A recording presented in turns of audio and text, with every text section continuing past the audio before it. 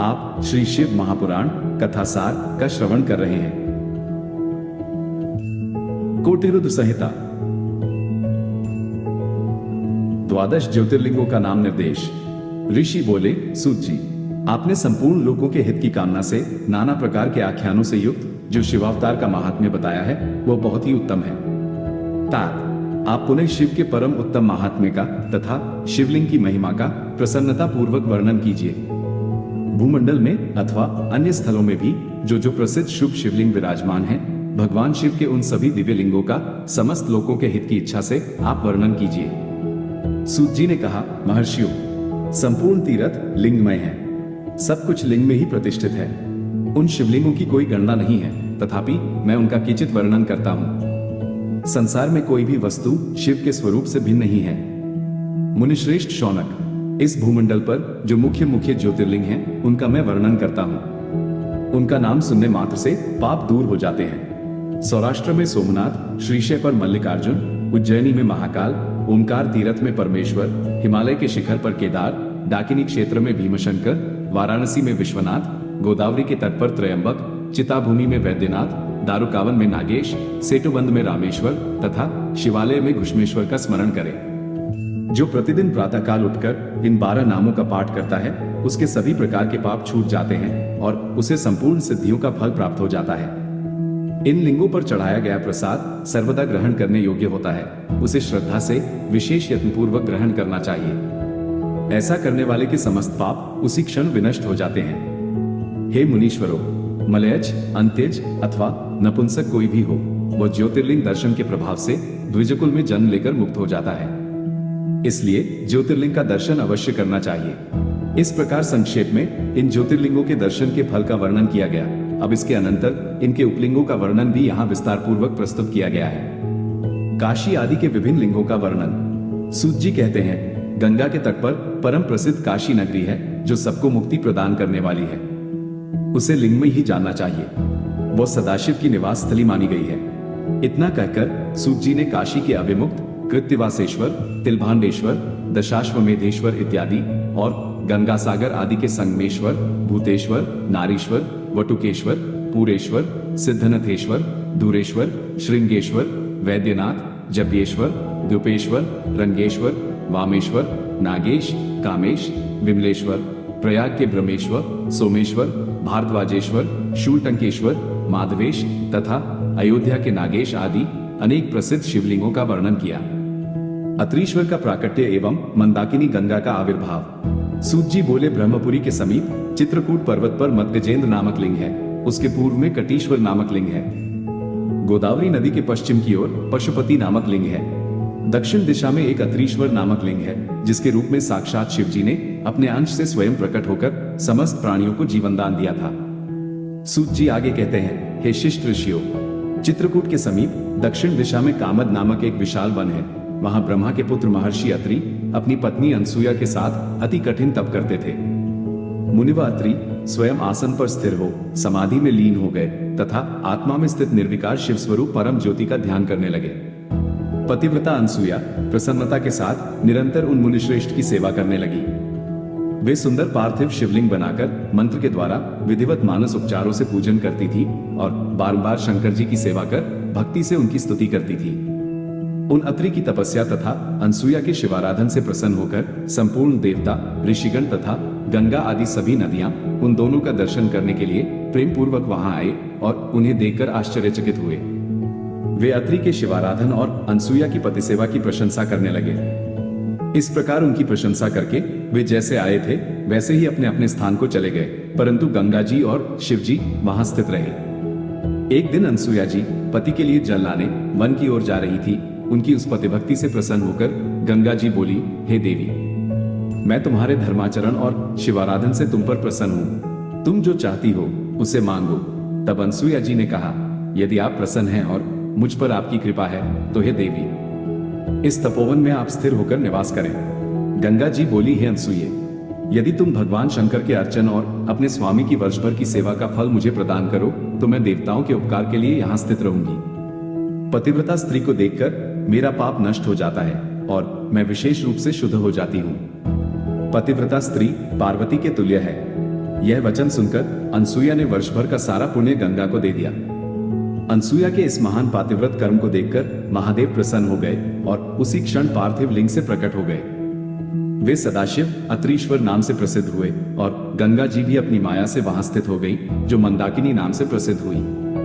नर्मदा के तट पर नंदिकेश्वर का प्रादुर्भाव। हे मुनीश्वरों, इस प्रकार मैंने अत्रीश्वर की उत्पत्ति एवं महात्म्य आपसे कहा, जो समस्त मनोरथों को पूर्ण कर भक्ति को बढ़ाने वाला है। सूत जी कहते हैं, हे सुव्रतो, रेवा नदी के तट पर जितने शिवलिंग हैं, उनकी गणना नहीं की जा सकती। रुद्र स्वरूप और रेवा दर्शन मात्र से पापों का नाश करती है और उसमें जो भी पाषाण स्थित हैं, वे शिव स्वरूप हैं। भोग एवं मोक्ष को देने वाले कई प्रमुख शिवलिंग वहां स्थित हैं, जिनमें नंदिक देव संपूर्ण कामनाओं को पूर्ण करने वाले कहे गए हैं। जो रेवा नदी के तट पर स्नान करके भगवान नंदिकेश्वर का पूजन करता है, उसे संपूर्ण सिद्धियां प्राप्त होती हैं। ऋषिगणों के पूछने पर सूत जी ने कहा, महर्षियों, पूर्व समय में किसी ब्राह्मण की ऋषिका नामक एक कन्या थी। उसने अपनी उस कन्या का विवाह विधान पूर्वक किसी ब्राह्मण से कर दिया। वो द्विज पत्नी अपने पूर्व जन्म के किसी अशुभ कर्म के प्रभाव से बाल्यावस्था में ही विधवा हो गई। तब वो ब्राह्मण पत्नी ब्रह्मचर्य व्रत के पालन में तत्पर हो पार्थिव पूजन पूर्वक कठोर तप करने लगी।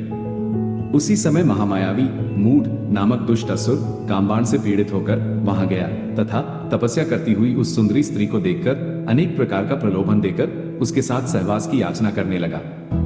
तपस्या में संलग्न उस ब्राह्मणी द्वारा तिरस्कृत हुए उस दैत्य ने उस पर अत्यंत क्रोध किया, अपना विकट रूप दिखाते हुए दुर्वचन कहकर डराने लगा।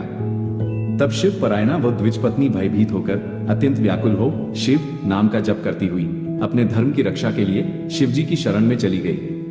तब शरणागत की रक्षा, सदाचार की स्थापना तथा उस ब्राह्मणी को आनंद प्रदान करने के लिए सदाशिव वहीं प्रकट हो गए।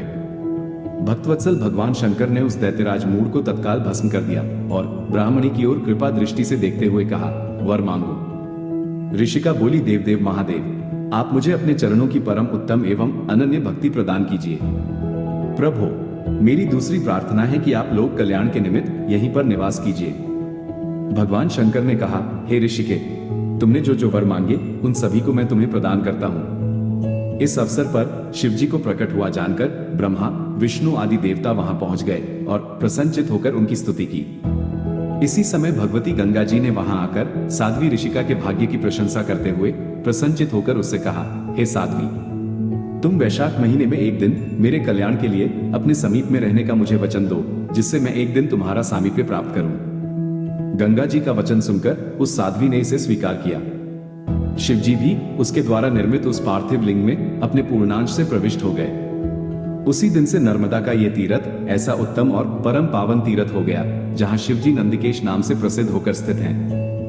गंगा भी प्रतिवर्ष वैशाख मास की सप्तमी के दिन सबके कल्याण की इच्छा से तथा अपने उस पाप को धोने के लिए वहां जाती हैं, जो मनुष्यों से वे ग्रहण करती हैं।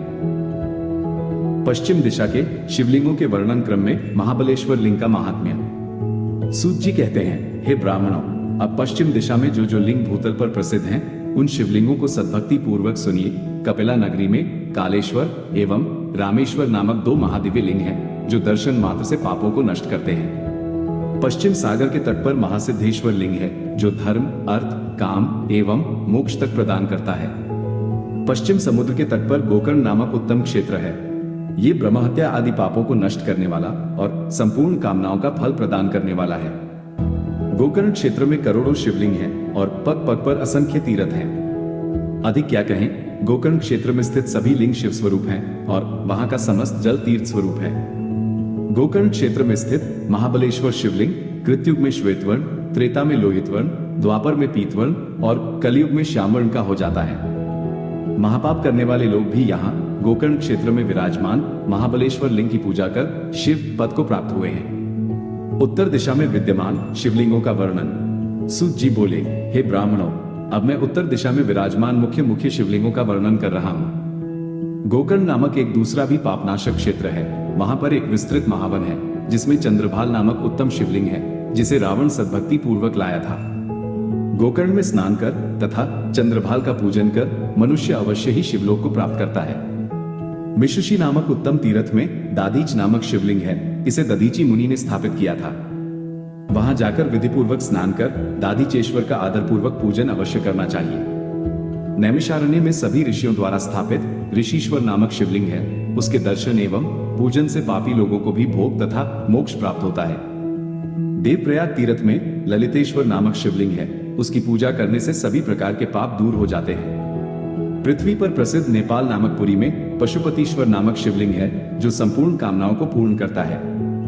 इसके समीप मुक्तिनाथ नामक अत्यंत अद्भुत शिवलिंग है। उसके दर्शन एवं अर्चन से संपूर्ण मनोरथ पूर्ण होते हैं। 12 ज्योतिर्लिंगों का वर्णन। आगे के अध्यायों में हाटकेश्वर लिंग एवं अंतकेश्वर लिंग आदि लिंगों की महिमा का वर्णन करने के उपरांत सूत जी ने 12 ज्योतिर्लिंगों के प्रादुर्भाव की कथा एवं उनकी महिमा का वर्णन कई अध्यायों में विस्तार पूर्वक किया है। मणिकर्णिका एवं काशी का प्राकट्य। सोमनाथ, महाकाल, ओंकारेश्वर, केदारेश्वर एवं भीमशंकर इत्यादि ज्योतिर्लिंगों की कथा के अनंतर विश्वेश्वर ज्योतिर्लिंग, वाराणसी, मणिकर्णिका एवं पंचक्रोशी की महत्ता का प्रतिपादन करते हुए सूत जी कहते हैं, संसार में जो भी कोई वस्तु दिखाई पड़ती है वह सच्चिदानंद स्वरूप, निर्विकार एवं सनातन ब्रह्मरूप है।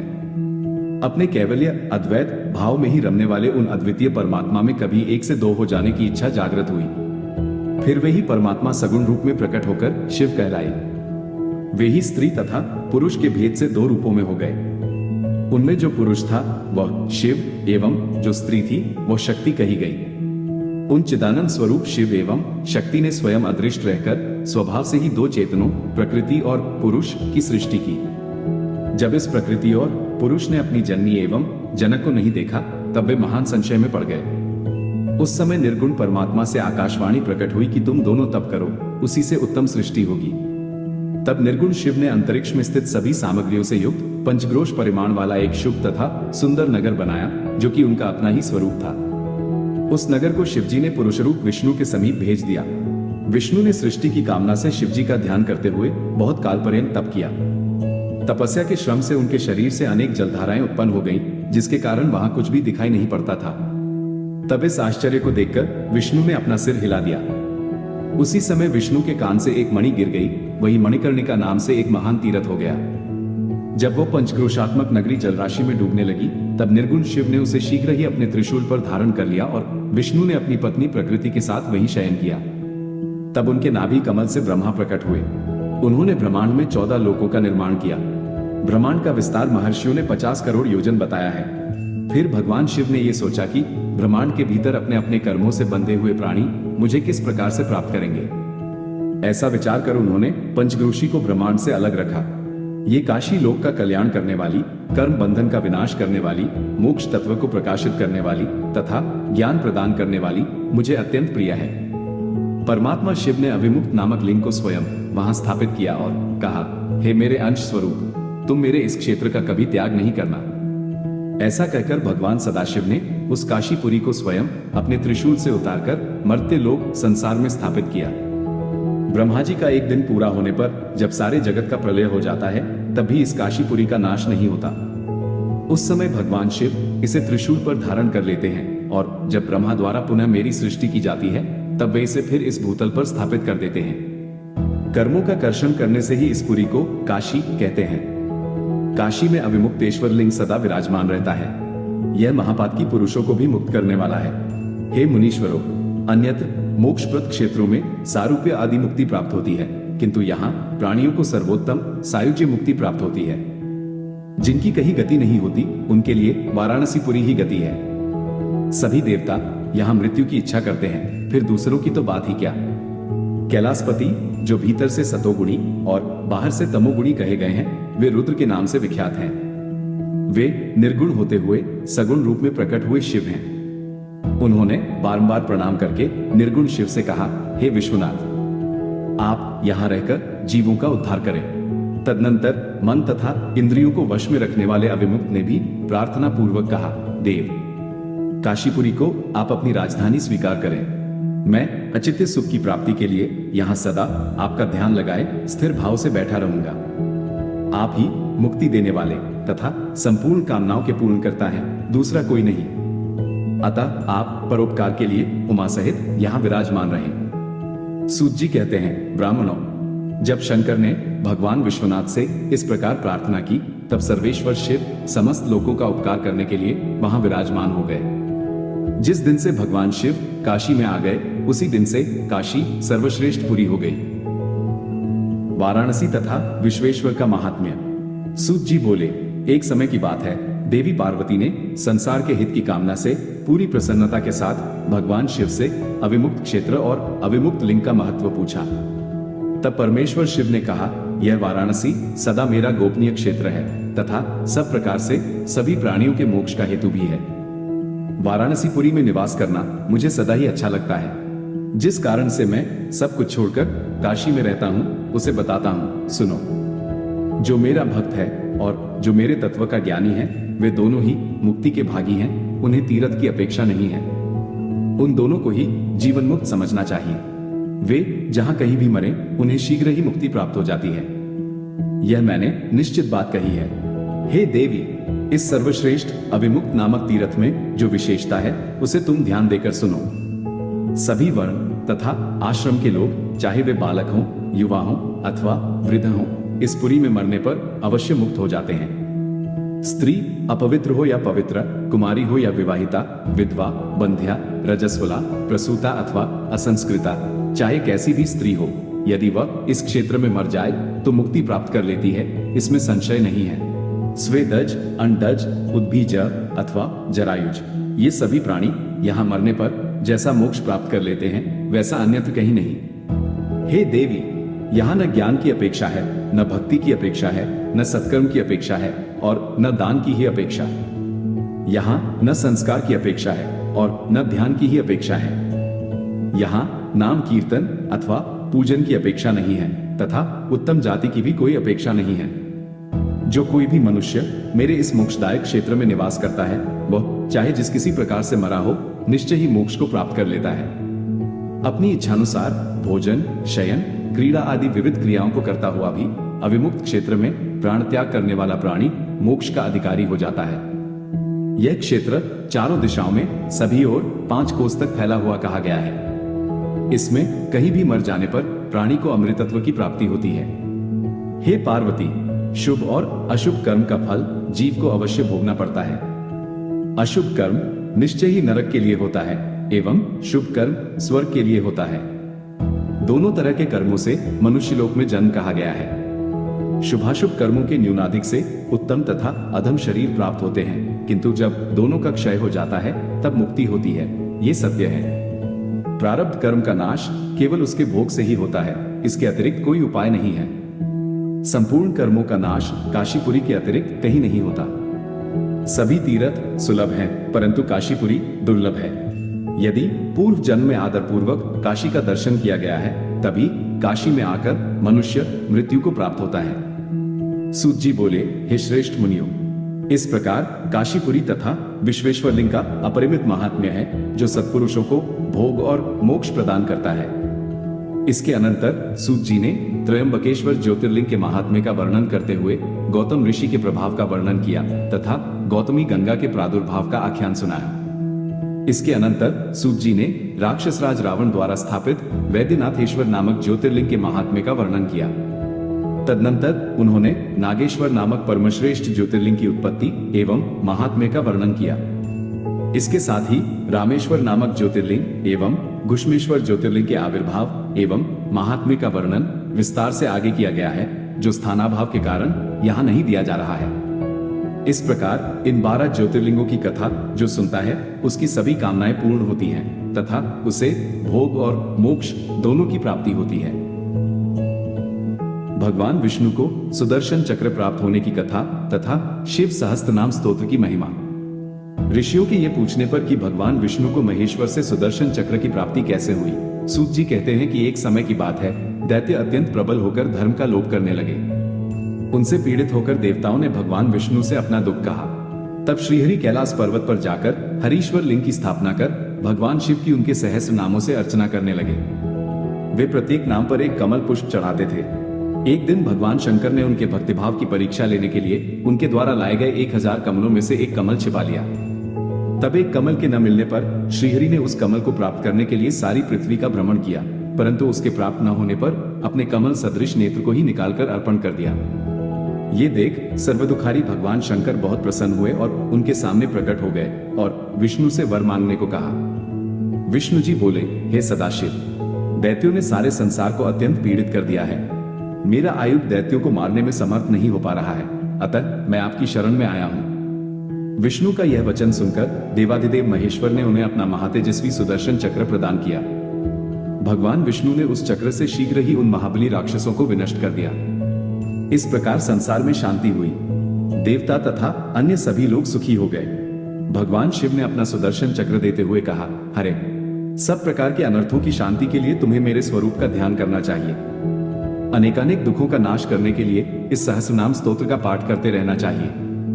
यह उत्तम स्तोत्र रोग का नाशक, विद्या और धन देने वाला, संपूर्ण अभीष्ट की प्राप्ति कराने वाला, पुण्यजनक तथा सदा ही मेरी भक्ति देने वाला है। इस प्रकार कहकर सर्वदेवेश्वर भगवान रुद्र श्रीहरि के अंग का स्पर्श कर उनके देखते देखते अंतर्धान हो गए। ऋषियों के पूछने पर सूत जी ने शिव सहस्रनाम स्तोत्र को सुनाकर उसकी महिमा का वर्णन करते हुए कहा कि जो प्रातःकाल नित्य भगवान शिव की पूजा करने के उपरांत उनके सम्मुख इसका पाठ करता है, वह इस लोक में समस्त मनोरथों को पूर्ण करने वाली संपूर्ण सिद्धि प्राप्त करता है और अंत में सायुज्य मुक्ति प्राप्त करता है, इसमें संशय नहीं है। महाशिवरात्रि व्रत की विधि एवं महिमा। ऋषियों ने सूत जी से पूछा, हे व्यास शिष्य, किस व्रत से संतुष्ट होकर भगवान शिव उत्तम सुख प्रदान करते हैं? जिस व्रत के अनुष्ठान से भक्तजनों को भोग और मोक्ष की प्राप्ति हो सके, उसका आप विशेष रूप से वर्णन कीजिए। इस पर सूत जी ने कहा, महर्षियों, यही प्रश्न किसी समय ब्रह्मा, विष्णु तथा पार्वती जी ने शिव जी से पूछा था। उसके उत्तर में शिव जी ने जो कुछ कहा था वो मैं तुम लोगों से कह रहा हूं। भगवान शिव बोले, वैसे तो मेरे बहुत से व्रत हैं जो भोग और मोक्ष प्रदान करने वाले हैं। उनमें मुख्य 10 व्रत हैं जिन्हें जाबाल श्रुति के विद्वान दशशैव व्रत कहते हैं। द्विजों को यत्नपूर्वक सदा इन व्रतों का पालन करना चाहिए, परंतु मोक्षार्थी को मोक्ष की प्राप्ति कराने वाले 4 व्रतों का नियम पूर्वक पालन करना चाहिए। ये 4 व्रत हैं। 1. भगवान शिव की पूजा। 2. रुद्र मंत्रों का जप। 3. शिव मंदिर में उपवास तथा 4.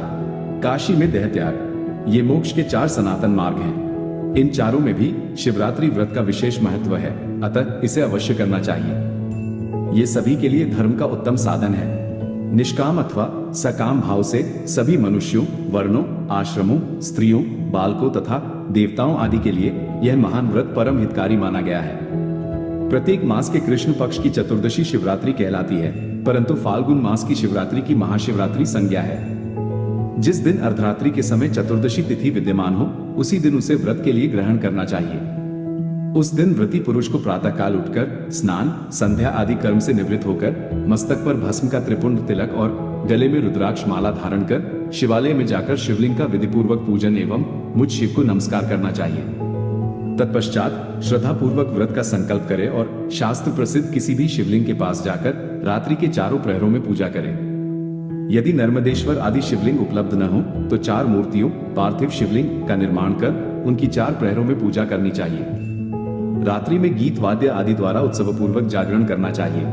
प्रातःकाल उठकर स्नान करके पुनः वहां पार्थिव शिव का स्थापन एवं पूजन करें। इस तरह व्रत को पूरा करके हाथ जोड़ मस्तक झुकाकर बारंबार नमस्कार पूर्वक भगवान शंभु से प्रार्थना करें। इसके अनंतर ब्राह्मणों तथा सन्यासियों को शक्ति के अनुसार भोजन कराकर उन्हें भली भांति संतुष्ट कर स्वयं भोजन करें। शिवरात्रि व्रत की उद्यापन विधि। शिवरात्रि के शुभ व्रत का लगातार 14 वर्ष तक पालन करना चाहिए। त्रयोदशी को एक समय भोजन करके चतुर्दशी को पूरा उपवास करना चाहिए। शिवरात्रि के दिन नित्य कर्म संपन्न कर शिवालय में जाकर विधिपूर्वक शिव का पूजन करें। वहां सोने अथवा तांबे का बना एक कलश स्थापित करें और उस पर पार्वती सहित शिव की सोने की बनी प्रतिमा रखें। रात्रि के प्रत्येक प्रहर में शिव पूजन करें और भगवत कीर्तन करते हुए रात्रि जागरण करें। दूसरे दिन ब्राह्मणों को भक्तिपूर्वक भोजन कराए और यथाशक्ति दान दें। तदनंतर भगवान महेश्वर सदाशिव को पुष्पांजलि अर्पण कर प्रार्थना करें। इस महाशिवरात्रि व्रत को व्रतराज कहा जाता है। इसकी महिमा और इसके फल का वर्णन वाणी से नहीं हो सकता। मुक्ति और भक्ति के स्वरूप का विवेचन। ऋषिगण बोले, हे सूत जी, आपने मुक्ति की चर्चा की। यह मुक्ति क्या है और उसकी कैसी अवस्था होती है? सूत जी कहते हैं, सांसारिक दुखों का नाश करने वाली एवं परम आनंद देने वाली मुक्ति 4 प्रकार की कही गई है। सारूप्य, सालोक्य, सान्निध्य एवं चौथी सायुज्य। इस शिवरात्रि व्रत से सब प्रकार की मुक्ति सुलभ हो जाती है। हे मुनीश्वरों, ये सारा जगत जिससे उत्पन्न होता है, जिसके द्वारा इसका पालन होता है तथा अंततोगत्वा वो जिसमें लीन होता है, वे ही शिव हैं। जिससे ये संपूर्ण जगत व्याप्त है, वही शिव का रूप है। शिव तत्व सत्य, ज्ञान, अनंत एवं सच्चिदानंद नाम से प्रसिद्ध है। जैसे आकाश सर्वत्र व्यापक है, उसी प्रकार यह शिव तत्व भी सर्वव्यापी है। शिव ज्ञान का उदय होने से निश्चय ही उसकी प्राप्ति होती है तथा शिव का भजन ध्यान करने से सत्पुरुषों को शिवपद की प्राप्ति होती है। संसार में ज्ञान की प्राप्ति अत्यंत कठिन है, परंतु भगवान का भजन अत्यंत सुकर माना गया है। ज्ञान स्वरूप मोक्षदाता परमात्मा शिव भजन के ही अधीन है। भगवान शंभु की भक्ति ज्ञान की जननी मानी गई है। उत्तम प्रेम का अंकुर ही उसका लक्षण है। हे द्विजो, वो भक्ति भी सगुण और निर्गुण के भेद से दो प्रकार की जाननी चाहिए। भगवान की कृपा के बिना इन भक्तियों का संपादन होना कठिन है। भक्ति और ज्ञान को शंभु ने एक दूसरे से भिन्न नहीं बताया। जो भक्ति का विरोधी है, उसे ज्ञान की प्राप्ति नहीं होती। भगवान शिव की भक्ति प्राप्त करने वाले को ही शीघ्रता पूर्वक ज्ञान प्राप्त होता है। अतः हे मुनीश्वरों, महेश्वर की भक्ति का साधन करना चाहिए। शिव, विष्णु, रुद्र और ब्रह्मा के स्वरूप का विवेचन। ऋषियों ने पूछा, हे सूत जी, शिव कौन है, विष्णु कौन है, रुद्र कौन है तथा ब्रह्मा कौन है? इन सब में निर्गुण कौन है? हमारे इस संदेह का निवारण कीजिए। सूत जी कहते हैं, हे महर्षियों, वेद और वेदांत के विद्वान ऐसा मानते हैं कि निर्गुण परमात्मा से सर्वप्रथम जो सगुण रूप प्रकट हुआ, उसी का नाम शिव है। शिव से पुरुष सहित प्रकृति उत्पन्न हुई। उन दोनों ने मूल स्थान में स्थित जल के भीतर तप किया। वही तपस्थली पंचक्रोशी काशी के नाम से विख्यात है। ये भगवान शिव को अत्यंत प्रिय है। ये जल संपूर्ण विश्व में व्याप्त था, जिसमें योगमाया से युक्त श्रीहरि ने शयन किया। उन नारायण के नाभि कमल से जिनकी उत्पत्ति हुई, वे ब्रह्मा कहलाते हैं। ब्रह्मा ने तपस्या करके जिनका साक्षात्कार किया, उन्हें विष्णु कहा गया है। ब्रह्मा और विष्णु के विवाद को शांत करने के लिए निर्गुण शिव ने जो रूप प्रकट किया, उसका नाम महादेव है। उन्होंने कहा, मैं शंभु ब्रह्मा जी के ललाट से प्रकट होऊंगा। इस कथन के अनुसार जो ब्रह्मा जी के ललाट से प्रकट हुए, उनका नाम रुद्र हुआ। पुनर्तः त्रिगुण रहित शिव में एवं गुणों के धाम रुद्र में वस्तुतः कोई भेद नहीं है। जैसे स्वर्ण और उससे बने आभूषणों में कोई अंतर नहीं होता। भयानक पराक्रम वाले रुद्र सभी प्रकार से शिवरूप ही हैं। वे भक्तों का कार्य करने के लिए प्रकट होते हैं और ब्रह्मा तथा विष्णु की सहायता लेते हैं। इस लोक में ब्रह्मा से लेकर तृण पर्यंत जो कुछ दिखाई देता है, वो सब शिव ही है। अनेकता की कल्पना मिथ्या है। शंभु को ही वेदों का प्राकट्यकर्ता तथा वेदपति कहा गया है। वे ही सब पर अनुग्रह करने वाले साक्षात शंकर हैं। कर्ता, भर्ता, हर्ता, साक्षी तथा निर्गुण भी वे ही हैं। उन शिव का कोई उत्पादक नहीं है, उनका कोई पालक तथा संहारक भी नहीं है। वे स्वयं सबके कारण हैं। यह उत्तम शिव ज्ञान यथार्थ रूप से कह दिया गया। इसे ज्ञानवान पुरुष ही जानते हैं और कोई नहीं। शिव संबंधी तत्व ज्ञान का वर्णन और उसकी महिमा। सूत जी कहते हैं, हे ऋषियों, मैंने शिव ज्ञान जैसा सुना है उसे बता रहा हूँ। यह अत्यंत गुह्य और परम मोक्ष स्वरूप है। संपूर्ण जगत शिव में है। जीव भगवान शिव का ही अंश है, परंतु अविद्या से मोहित होकर अवश हो रहा है और अपने को शिव से भिन्न समझता है। अविद्या से मुक्त होने पर वह शिव ही हो जाता है। जैसे अग्नि तत्व प्रत्येक काष्ठ में स्थित है, परंतु जो उस काष्ठ का मंथन करता है, वही असंदिग्ध रूप से अग्नि को प्रकट करके देख पाता है। उसी तरह जो बुद्धिमान यहाँ भक्ति आदि साधनों का अनुष्ठान करता है, उसे शिव का दर्शन प्राप्त होता है। सर्वत्र केवल शिव हैं, शिव हैं, शिव हैं, दूसरी कोई वस्तु नहीं। वे शिव भ्रम से ही सदा नाना रूपों में भासित होते हैं। शिव तथा संपूर्ण जगत में कोई भेद नहीं है। जैसे एक ही सूर्य नामक ज्योति जल आदि उपाधियों में विशेष रूप से नाना प्रकार की दिखाई देती है, उसी प्रकार शिव भी हैं। जैसे आकाश सर्वत्र व्यापक होकर भी स्पर्श आदि बंधन में नहीं आता, उसी प्रकार व्यापक शिव भी कहीं नहीं बंधते। अहंकार से युक्त होने के कारण शिव का अंश जीव कहलाता है। उस अहंकार से मुक्त होने पर वो साक्षात शिव ही है। जैसे एक ही सुवर्ण चांदी आदि से मिल जाने पर कम कीमत का हो जाता है, उसी प्रकार अहंकारयुक्त जीव अपना महत्व खो बैठता है। जो शुभ वस्तु को पाकर हर्ष से खिल नहीं उठता है, अशुभ को पाकर क्रोध या शोक नहीं करता तथा सुख दुख आदि सभी द्वंद्वों में संभाव रखता है, वो ज्ञानवान कहलाता है। आत्मचिंतन तथा तत्वों के विवेक से ऐसा प्रयत्न करे कि शरीर से अपनी पृथकता का बोध हो जाए। मुक्ति की इच्छा रखने वाला पुरुष शरीर एवं उसके अभिमान को त्याग कर अहंकार शून्य एवं मुक्त हो सदाशिव में लीन हो जाता है। अध्यात्म चिंतन एवं भगवान शिव की भक्ति ये ज्ञान के मूल कारण है। जो अनन्य भक्ति से युक्त होकर शंभु का भजन करता है उसे अंत में अवश्य ही मोक्ष प्राप्त होता है। अतः मुक्ति की प्राप्ति के लिए भगवान शंकर से बढ़कर दूसरा कोई देवता नहीं है।